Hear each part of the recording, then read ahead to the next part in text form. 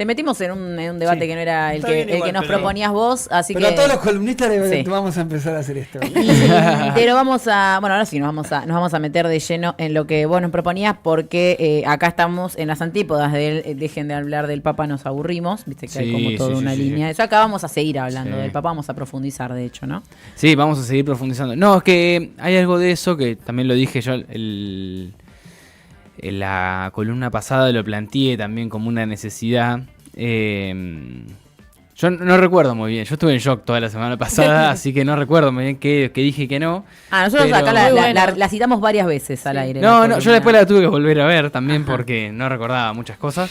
Y me refería a esto de, bueno, no dejar, digamos, está bien, va a ser noticia, digamos, que la noticia no pase como cualquier otra, ¿no? Que en estos tiempos así tan turbulentos, tan... De la inmediatez. de la inmediatez, de la ansiedad, bueno, nada, no perder el hilo, y me parece que en Argentina pasan cosas relevantes. Hoy, por ejemplo, tenemos la movilización convocada por la CGT, el apoyo a los jubilados, a los trabajadores, ahora que quieren, por decreto, el gobierno nacional manejar los aumentos de salario. Bueno, nada, todo lo que está haciendo este gobierno es súper importante.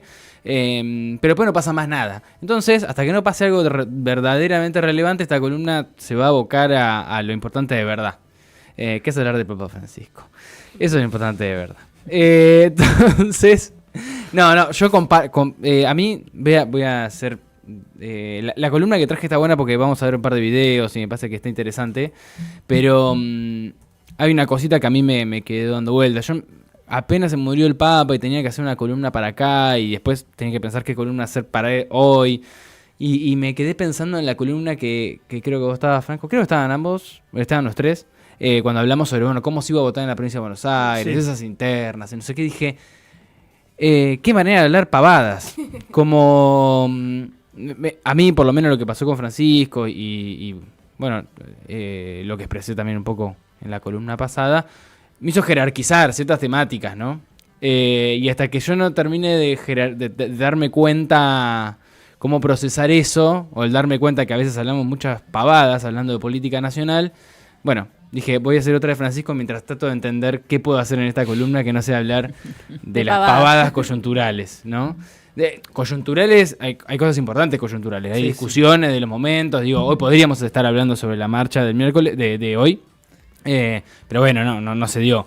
Pasan cosas en la coyuntura. Pero bueno, me parece que también la muerte de Francisco ahí por lo menos me sirvió como para jerarquizar temáticas y decir, bueno, por ahí hoy no es tan importante hablar sobre el debate para los concejales de la ciudad de Buenos Aires, sino hablar de otras cosas que nos interpelen de otra manera. Y si no, el problema de esto que planteas es cuándo es tiempo, si no, para hablar de algunas cosas. Porque si no, el tema es estar apuntado en la coyuntura. Exacto, lo urgente y lo importante, ¿no? Esa tensión permanente. Y yo no sé si lo que voy a traer acá es sumamente importante y vital, pero me parece que es interesante. Está muy bien arrancar así. Sí, bueno. Según la expectativa que se genere, ¿viste? Exacto, sí, no quiero tampoco sembrar mucha expectativa, pero yo traje este es el eje de la columna, que es el hilo rojo entre Néstor y Francisco. El hilo rojo nunca se corta. Me encanta. No. Y bueno, obviamente que une a dos personas, puedes unirlos, acercarlos, o tener un destino parecido, y también es No algo vi que la película. yo la empecé a ver y la abandoné en su momento. La de la China Suárez. Dicen que es medio malarda, ¿no? Sí, yo también me pasó lo mismo, la empecé a ver y... No importa. Es más, estaba buscando a ver si encontraba alguna otra metáfora para hacerlo de Néstor y Francisco y se ocurrió esta. Estaba justo hablando con Manu, con mi compañera, y lo único que se me ocurrió fue esto, así que tuve que ir medio Es a las interesante chapas a hilo armarlo. rojo. Sí. Y es algo que yo vengo pensando bastante en relación, bueno, desde la muerte de Francisco también. Bueno, entre Néstor y Francisco, ¿no? Ahí hablaba del hilo rojo entre ellos dos. Que lo que refiere son esos puntos de encuentro que tienen estas dos figuras. Yo voy a dar por sentado que quienes nos escuchan vieron la columna que hicimos hace un par de semanas sobre Bergoglio y los Kirchner, ¿no? Esa fue otra columna que en todo caso hasta se puede... Feynman decía que lo odiaban al Papa. Sí, Lo viste, ¿no? Sí. Nuestra columna dice algo, muestra matices. Claro. La columna es muy buena también. Digo, para que vayan a revivirla. Si no la revivieron, tienen que revivir la de la semana pasada. Bergoglio y el kirchnerismo, ¿no? Exactamente, sí, Bergoglio y los K, creo que le pusimos. Así, bien.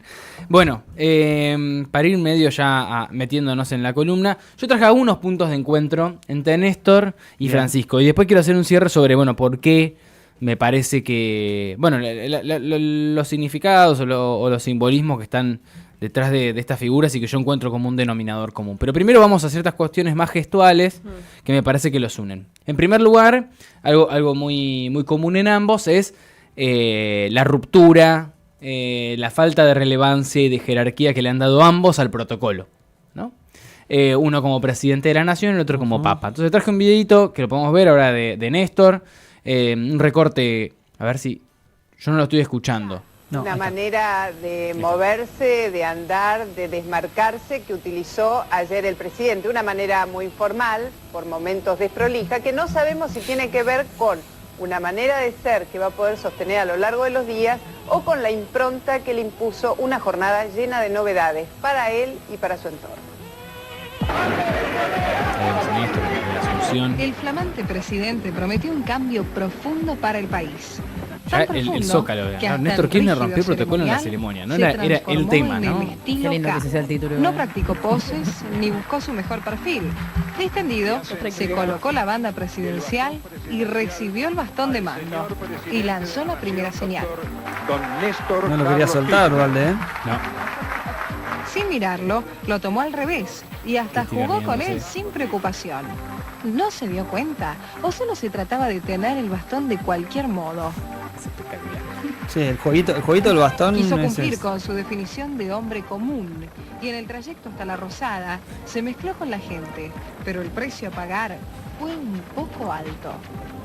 Bueno, podemos cortar acá. Bueno, él se come un camarazo ahí. Ya el famoso corte de la ceja, de arriba de la frente. Exactamente. Bueno, ¿no? Por esta cuestión de la cercanía. Bueno, ya llamaba la atención mediática. Dice, ahí Mónica Gutiérrez, que es la periodista, dice, ¿ya podemos hablar de un estilo K? Había asumido recién y ya se empezaba a hablar de eso, ¿no? Me parece interesante. Y Francisco, bueno, no se queda atrás también con esa... ¿Ser algo propio del argentino? ¿Romper el protocolo? Si quieren vemos el video de Francisco para... Francisco ha demostrado que no es amigo de los protocolos. Su estilo cercano a la gente, espontáneo, lo ha llevado la Mónica Gutiérrez de Colombia. Por la iglesia. Por eso, durante su visita a Colombia, podría darnos sorpresas. Parece que los hermanos cardenales y fratelli cardinali fueron a buscar el Zócalo, ¿no? La salida del protocolo del Papa, ¿no? Algo llamativo. A la Argentina. Así, el Papa Francisco, el primer papa latinoamericano y no europeo en la historia, mostró desde que asumió el pontificado el que sería su estilo, cercano a la gente, austero, marcado por la humildad de su carácter, que incluso choca con la majestad de su posición. En bus con sus compañeros cardenales, decidió irse el mismo día de su elección. Y aun cuando por definición dogmática el Papa es santo, es decir, libre de pecado, él mismo confesó: imperfecciones, pecado, aunque el Papa los tiene y muchos. No solo detiene su paso para abrazar, besar y bendecir a niños y enfermos, también saluda efusivamente y hasta subió al papamóvil a un viejo amigo. ¿Cómo normalizamos todo esto después, al final del papado de Francisco? Estos impulsos muchas veces se convierten en un reto para su equipo de seguridad. Sé que me puede pasar algo, estoy en manos de Dios, pero como cuando el viaje a Brasil, que tenían todo preparado, y fui a ver lo que tenían preparado y era un papamóvil cerrado con vidrio, y yo no voy a saludar a un pueblo y decirle que lo quiero dentro de una lata de sardinas. Bien, sí, volvemos.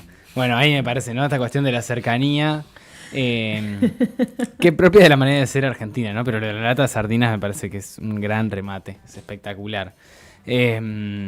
Ambos también, ¿no? Muy hábiles con la palabra, con el chiste, sí, ¿no? Con el chiste, una rapidez. El humor también tiene mucho de eso, que me parece que es también gran parte de lo que no va con el protocolo. Exactamente. Como la otra cara. La solemnidad contra el humor, ¿no? Hay algo de eso. Vamos al siguiente video. Otro punto de encuentro es el perdón. Pero ¿en qué sentido el perdón? En tener que pedir perdón en nombre de la institución que representan por crímenes cometidos no durante sus gestiones, sino en años precedentes. Así que podemos escuchar rápidamente el de Néstor, que obviamente todos deberíamos conocerlo, pero nunca está de mal. Por su nombre. Y acá, si ustedes me permiten, ya no Inauguración de la ESMA, de la ex-ESMA. como compañero y hermano de tantos compañeros y hermanos que compartimos aquel tiempo, sino como presidente de la Nación Argentina. Vengo a pedir perdón del Estado Nacional por la vergüenza de haber callado durante 20 años de democracia. La mirada de Cristina, atrás, siguiendo el discurso. Sí, es espectacular. Además tiene esa mirada de Cristina, ¿vieron cuando se pone la manito acá? Que la hace también. Escucho, te miro, te juzgo. Sí. Bueno, podemos cortar acá. Dice otras cosas Néstor, obviamente, pero podemos mandar a la gente a escuchar ese discurso. El video completo dura 10 minutos, una cosa así. Excelente y es discurso. parte de la historia.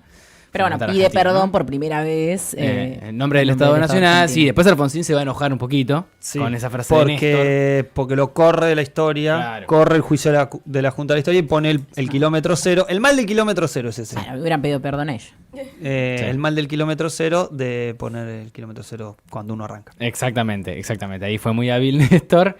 Después Cristina hace como ese... Sí, porque lo homenajea a Alfonsín, ¿no? Lo homenajea antes de que muera. Otra vuelta.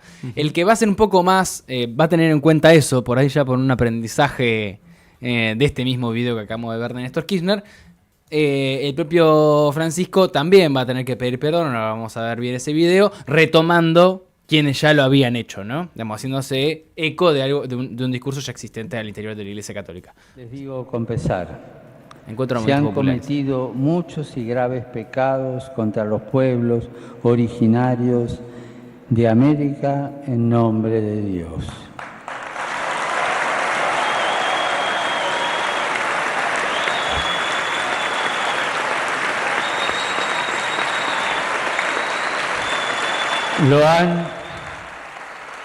Lo han reconocido mis antecesores. Lo han reconocido mis antecesores. Lo ha dicho el CELAM, el Consejo Episcopal Latinoamericano. Y también yo quiero decirlo. Al igual que mi predecesor, San Juan Pablo II, pido que la Iglesia, y cito lo que dijo él, se postre ante Dios e implore perdón por los pecados pasados y presentes de sus hijos. El cierre de él es bien concreto. Y quiero decirles, quiero ser muy claro, como lo fue San Juan Pablo II, pido humildemente perdón, no solo por las ofensas de la propia Iglesia, sino por los crímenes contra los pueblos originarios durante la llamada conquista de América. Bueno, ahí podemos volver. ¿No? Ambos les ha tocado en los lugares de responsabilidad, bueno, nacional y global en el caso de Francisco, bueno, pedir perdón en nombre de las instituciones que les tocó representar. El contexto necesariamente lo llevó a eso, como a Lali la puso acá como opositora a Milei. No lo creo, yo creo que son decisiones políticas, ¿no? Néstor Kirchner decidió pararse por sobre las demandas de los organismos de derechos humanos, consciente de las atrocidades cometidas por el Estado y pedir perdón. Y en este caso lo mismo Francisco, podría no haberlo hecho, ¿no? Hay un montón de cosas que se escuchan de Francisco y uno dice, y sí, bueno, tiene sentido, pero podría no haberlo hecho. Pasa que ahí también planta, como lo decía en el video, en el primer video, yo tengo errores, marca también que nada es perfecto y me parece que eso es lo que también la Iglesia se vio de la Iglesia, ¿no? Una Iglesia con defectos. Exacto. Que fue lo que quiso demostrar Francisco. Sí. Hay que mejorar para adelante. Tal cual. Ahora quiero pasar rápido a otro. Hay un video que a mí me llamó muchísimo la atención, pero por ahí no es tan relevante. A mí sí me llamó la atención, en el que el Papa en una entrevista se pone a hablar sobre los desaparecidos en Argentina y dice que son más de 30.000 desaparecidos. Y a mí eso me llamó la atención, porque podría no haberlo dicho, podría haber dicho que hubo desaparecidos, pero le dije nombrar la cifra. Y también me parece significativo. ¿Y decir qué más? Más de 30.000 dice. Lo iba a traer el recorte, pero lo vamos a saltear. Después, ya me quedan 2 segmentos rápidos. Uno tiene que ver con algo que nos quejamos bastante últimamente, que es, bueno, la falta de imaginación, la falta de creatividad en la política para afrontar las problemáticas del presente, del futuro también. Y eso lleva a un descontento, ¿no? Un descontento con la política, con la representatividad política, con la dirigencia política. Entonces traje rápidamente, vamos a escuchar un primer video de Francisco, que es una invitación, ¿no? Claro, uno a veces sueña cosas que nunca van a suceder. Soñalas, desealas, busca horizontes, abrite a cosas grandes, abrite y soñá que el mundo con vos puede ser distinto. Por ahí se les va la mano y sueñan demasiado y la vida les corta el camino. No importa, sueñen y cuenten sus sueños. Hablen de las cosas grandes que desean. Bien. Ahí, la invitación de Francisco a soñar, ¿no? A pensar horizontes y a comentarlo, ¿no? A decirlo, a conversarlo, a colectivizarlo. Y hace en 2003, creo que Néstor no sabía que Francisco iba a decir esto, pero retomó su enseñanza y así se presenta ante los argentinos como presidente de la nación. No he pedido ni solicitaré cheques en blanco. Vengo en cambio a proponerles un sueño: reconstruir nuestra propia identidad como pueblo y como nación. Vengo a proponerles un sueño, que es la construcción de la verdad y la justicia. Vengo a proponerles un sueño, que es el de volver a tener una Argentina con todos y para todos.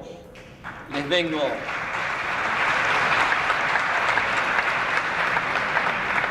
vengo a proponer que recordemos los sueños de nuestros patriotas fundadores y de nuestros abuelos inmigrantes y de pioneros, de nuestra generación que puso todo y dejó todo, pensando en un país de iguales. Pero yo sé y estoy convencido que en esta simbiosis histórica vamos a encontrar el país que nos merecemos los argentinos. Bien, podemos volver. Vengo a proponerles un sueño. Ahí Néstor viene a proponer el sueño, ¿no? Esa apertura. Ese discurso de apertura. Que de nuevo, hay un correlato con ese momento de Francisco invitando a soñar, ¿no? A soñar en grande. Dice, no, Néstor Kirchner dice, vengo a proponerles un sueño de nuestros grandes patriotas, el que nos merecemos todos los argentinos, ¿no? Me parece que ahí hay un mensaje que lo decía Néstor en el 2003, creo que fue la última persona, el último dirigente argentino que nos ha invitado efectivamente a soñar un mundo distinto, una Argentina distinta en su caso.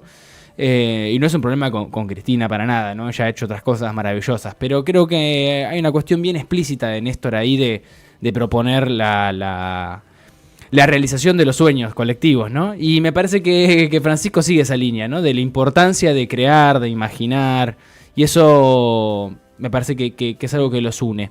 Yo creo que, antes de cerrar, el común denominador que yo encontré, y estos son temas también que yo investigo, ¿no? Yo trabajo de esto, de investigar en religión y política, y yo estoy escribiendo mi tesis doctoral, y lo que yo estoy viendo es que la asunción de Francisco en 2003 generó una transformación en particular en las militancias, no en todas las personas, obviamente, en torno a una apertura, a partir de Francisco, una apertura hacia nuevas sensibilidades en torno a lo religioso, a la institucionalidad religiosa, y tiene que ver un poco, y va a pasar ahora, yo de eso no tengo duda, ahora con la muerte de Francisco eso va a profundizarse. Y me es inevitable pensar en la muerte de Néstor como un disparador de eso, ¿no? Nuevamente, del creer en la política, de la construcción de nuevas sensibilidades en torno a la política, el volver a creer en la política, ¿no? Entonces, ahí ese me parece que es el mayor denominador común que tienen ambos, ¿no? Que despertaron nuevas sensibilidades, y hicieron que la gente vuelva a creer en algo, ¿no? Algunos podrán ser en la fe, creer en Dios, reencontrarse con su institución religiosa, creer en que no es una boludez lo que cree el otro, también. Creer, bueno, que de esas instituciones también se puede denunciar la desigualdad. Y bueno, Néstor Kirchner también, ¿no? Creer en la política, creer que la política puede transformar la realidad concreta de los seres humanos, ¿no? Y eso me parece que es un punto que tienen en común. Y que yo creo que, bueno, que con la muerte de Francisco eso se va a profundizar. Habrá que ver, ¿no? Es algo que yo que me lanzo a decir ahora, pero que ya está pasando. Ha ido pasando desde 2013 hasta acá. Antes de irme como cierre, estaba pensando, bueno, traigo testimonios de gente hablando sobre Néstor y la política y el despertar y de los pibes y no sé qué. En particular yo parte de esa generación, ¿no? Que se muere Néstor y decimos, che, ¿qué es esto? ¿No? Y uno ahí se sumó la militancia. Bueno, con Francisco creo que va a pasar algo parecido. Hay muchos testimonios, ¿no? Sobre ese reencuentro con la fe de mucha gente o de descubrimiento. Pero dije, no va por ahí. Eso va a ser demasiado trabajo también. Y dije, ¿qué es más importante que eso? Y dije, ahora si quieren podemos cerrar directamente con los 2 videitos y nos vamos, porque ya estoy repasado, me parece. No pasa nada. ¿No? Bueno, podemos escuchar el primero y después volvemos. Dale. El común denominador es... bueno, la cercanía con Dios, ¿no? Y vamos a escuchar el primero. Argentina perdió un gladiador, un hombre que se la jugó siempre, que nos sacó del pozo y que era respetable en todo. Yo no tuve una gran amistad con él, pero lo poco que tuve contacto me pareció un tipo que se la jugaba por sus ideales. Y el que se la jugó por sus ideales fue el Che Guevara, que es mi ídolo, y la verdad que Néstor tenía muchas cosas del Che Guevara. Bien, ¿no? Ahí lo vemos a Néstor Kirchner en la despedida, a Diego Maradona en la despedida de Néstor Kirchner. Un momento súper emocionante también cuando entra. Todo ese funeral es espectacular y súper emocionante.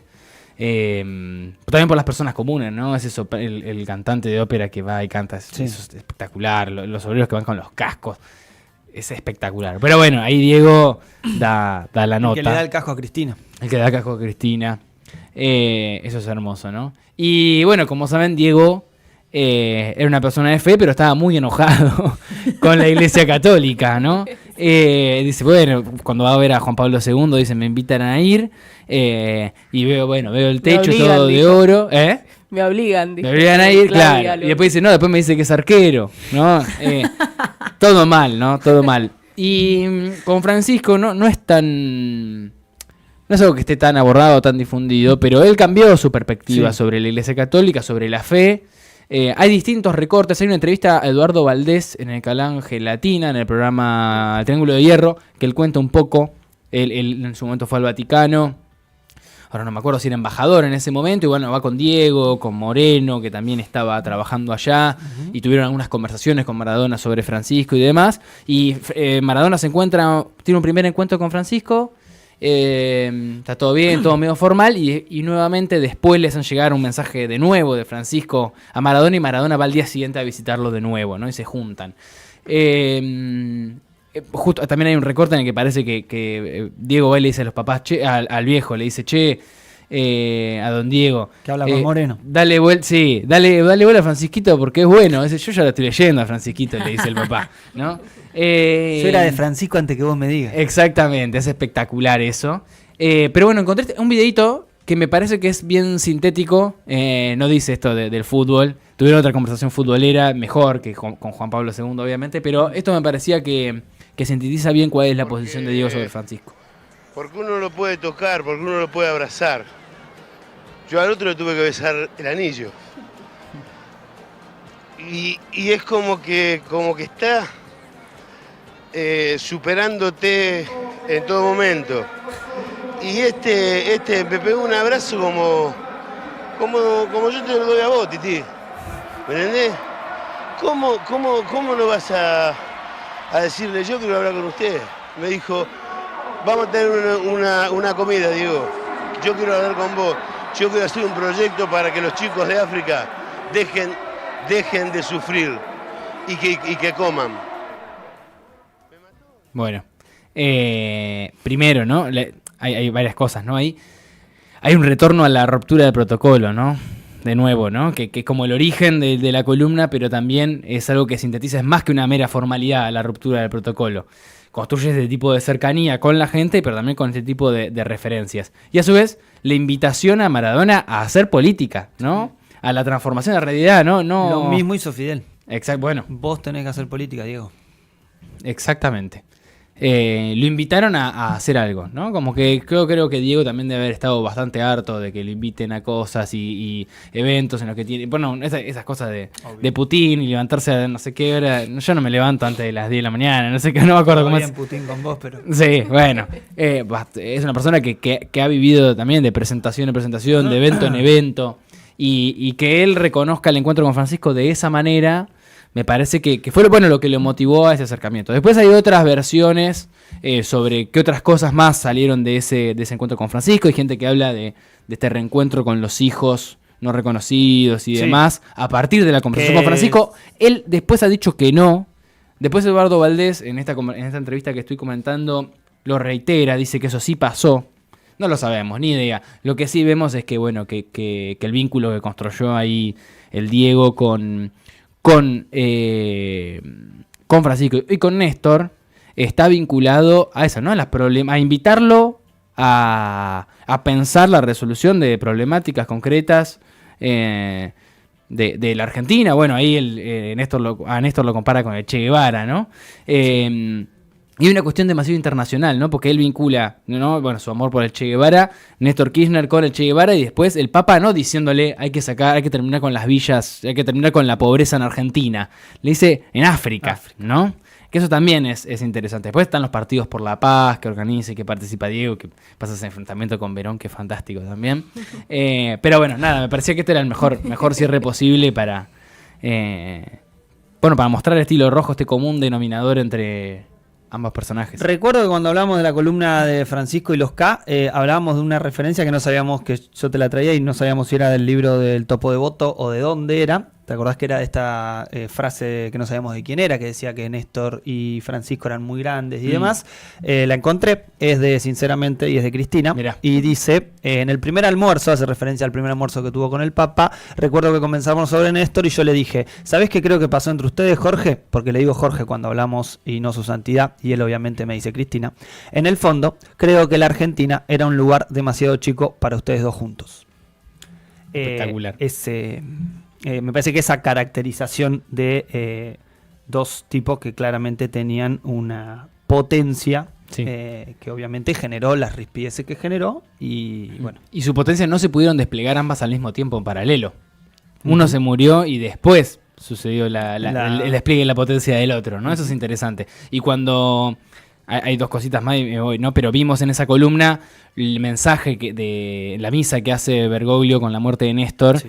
Que es un canto a la humanidad, ¿no? De, bueno, reconocer que un rival, pasó otro plano y ahí se suspenden todos los antagonismos. Eso es espectacular y invito a volver a escuchar eso. Se murió un hermano. Sí, es fuertísimo ese mensaje. Iba a decir algo más ahora, pero ya me olvidé cuál era la segunda cosa. Y ahora sí, perdón, Laure. Y bueno, nada, eso. Es para seguir profundizándolo y tendrá que haber una de Francisco y el Diego. Puede haber. Sí, ya veremos.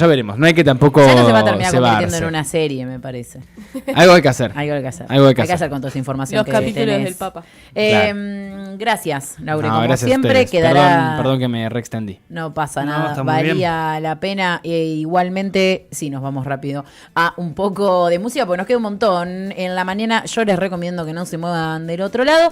Además de por todo el contenido que se viene, porque además todavía nos quedan las 2 entradas para sortear para eventos de la comunidad ferroviaria para toda la comunidad trinchera. Así que vayan ya mismo a suscribirse. Y a la vuelta seguimos con todo en Será por las Malas.